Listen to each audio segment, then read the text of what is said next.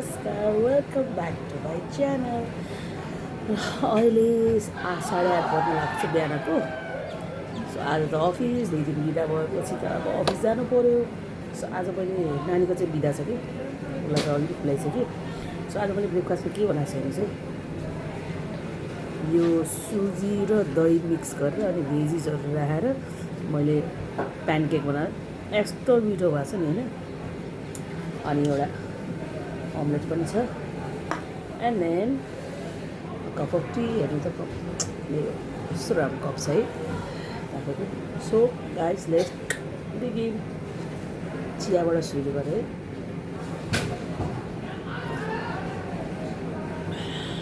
फेरि चिया खानु भन्छ मैले तातो पानी चाहिँ अघि नै खाइसकेँ है। यसमा चाहिँ हेर्नु न मैले चाहिँ यसमा प्याज अनि त्यसपछि गएर साग अनि ब्रोकोली पनि मिक्स गरिदिएको छु। एकदम मिठो हुँदैछ आयो ल।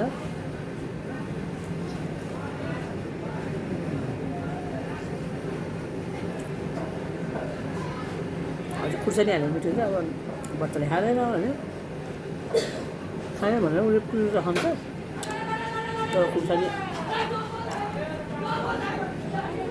कपडाले च्यापेर जाऊ तेल लाऊ।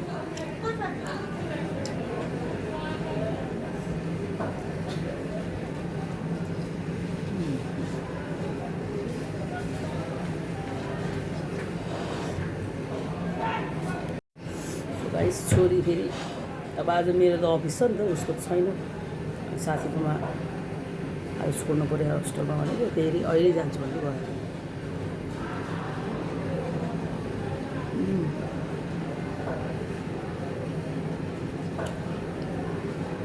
झटपट अनि कस्तो मिठो कि यो होइन, बनाउनै सजिलो, एकछिनमा बन्ने।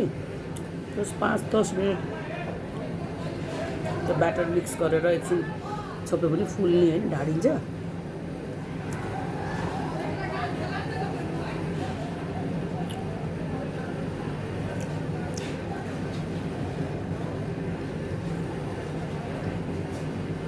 झटपट अलि हेल्दी पनि भयो।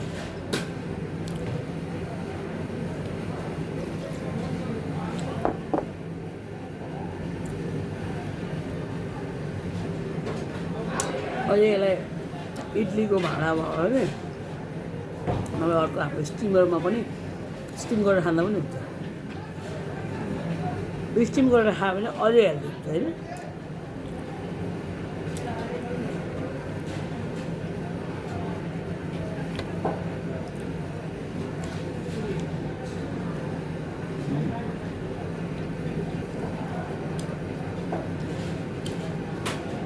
मेरो नानीले पहिला खानै मन गर्दैन, पछि त खाएर मिठो लाग्यो भने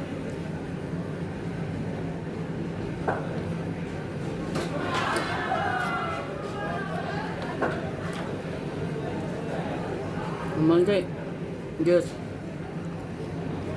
छोरीलाई चाहिँ कसरी खुवाउँछु भने खानामा त एकदम सजिलो छ मेरो छोरी होइन, आँखा नलाग्यो। कुनै कुनै कुरा त एकदम नहुँदा के होला भनेर मुख खुच्चाउनु लाग्यो। मैले यस्तो यस्तो हो, हेल्दी हुन्छ, एकदम दिमाग तेज हुन्छ, स्मार्ट हुन्छ, टल हुन्छ भने चाहिँ गम खान्छ।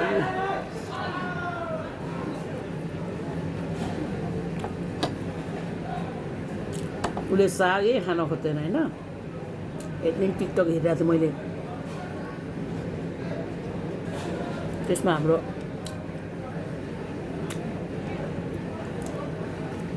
गिरवानी नानीले साग एकदम खाने नि त, सागकुमारले नै राम्रो राखिदिनु भएको छ बिन्जुल म्यामले। अनि त्यही गिरवानी नानीको त हेरेर त यहाँ सानो बहिनी कस्तो साग नभए खाँदैन, उसले त खाना खाँदै पछिको छाकै पछि उसलाई साग चाहिन्छ, ऊ साग छैन भनेर रिसायो भन्दाखेरि अनि उसले साग खाएको देखेँ नि त। हेर हेल्दी फुड भने चाहिँ कस्तरी खान्छ टिभी मात्रै भएर। त्यसपछि बल्ल आजभोलि साग खाएको छ।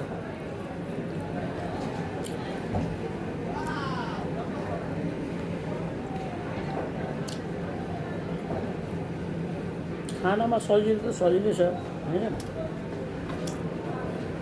खानालाई र कुनै कुनै कुराहरू अलिक खाइदिन्थ्यो भन्दाखेरि अलिक खाना ठिक्क पऱ्यो बढी बानी निक्ल्यो त खालि मासु भात खान खोज्यो कि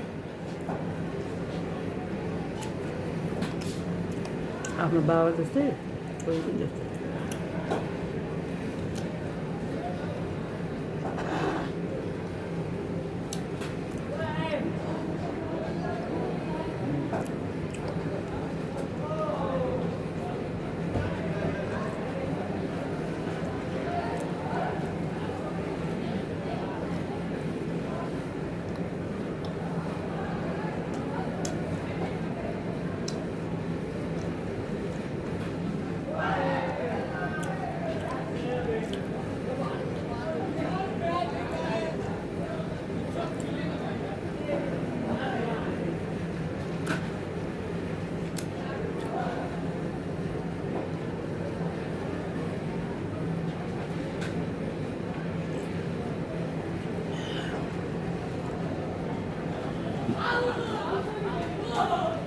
ब्याकग्राउन्डको हल्ला चाहिँ माइन्ड नगर्नु होला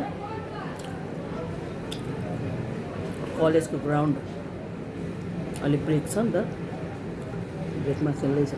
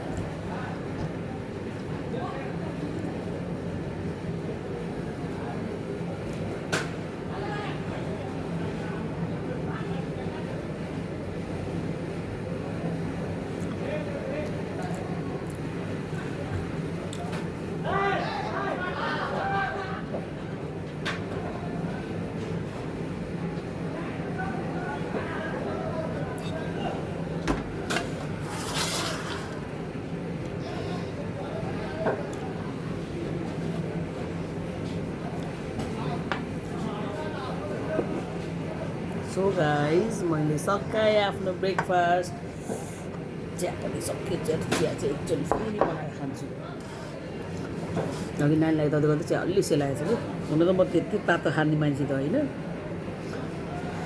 so I enjoyed my breakfast so यहाँले पनि बनाएर खान सक्नुहुन्छ है त्यो सुजी र दही मिक्स गरेर त्यसमा अनि अरू भेजीहरू के हाल्नुपर्छ हाल्दा हुन्छ अझै गाजर क्याप्सिकमहरू हाल्यो भने अझै यस्तो बबाल मिठो हुन्छ नि होइन मैले चाहिँ प्याज अनि लसुन हल्का चप गरेर लसुन प्याज अनि त्यसपछि गरेर साग अनि ब्रोकली त्यति थियो मसँग गोलभेडा चाहिँ हालिनँ मैले मेरो नानीले फेरि अलिक गर्छ गोलभेडा सो यति भेजी अनि त्यसपछि गएर अलिकति मैले चाहिँ त्यो पिज्जा सिजनिङ पनि मिक्स गर्दै थिएँ हल्का नुन अनि पिज्जा सिजनिङ पनि राखेर मिक्स गरेको थिएँ यस्तो मिठो भयो कि यहाँले पनि ट्राई गर्नुहोस् है यति मिठो अनि अरूभन्दा नि यति फास्ट हुन्छ कि अब सुजी अनि त्यो दही फेट्ने अनि त्यो हाल्ने होइन अनि प्यानकेक बनाउने एकदम सरी फास्ट तरिका पनि भयो बच्चाहरूको लागि एकदम हेल्दी नै भयो होइन अनि मैले फेरि यस्तो चिजहरू चाहिँ त्यो नानीको प्रायः खाजाहरू यताउता चाहिँ तेलमा चाहिँ बनाउँदैन म घिउ राखेर बनाउँछु होइन सो एकदम मिठो सो यहाँले पनि ट्राई गरेर खानु होला होइन ल यति भन्दै म चाहिँ बिदा हुन्छु अब फेरि अफिस पनि जानु पऱ्यो तयारी गर्नु पऱ्यो so guys thank you for watching keep supporting and give like share and comment down below if you like my video. Thank you. Bye.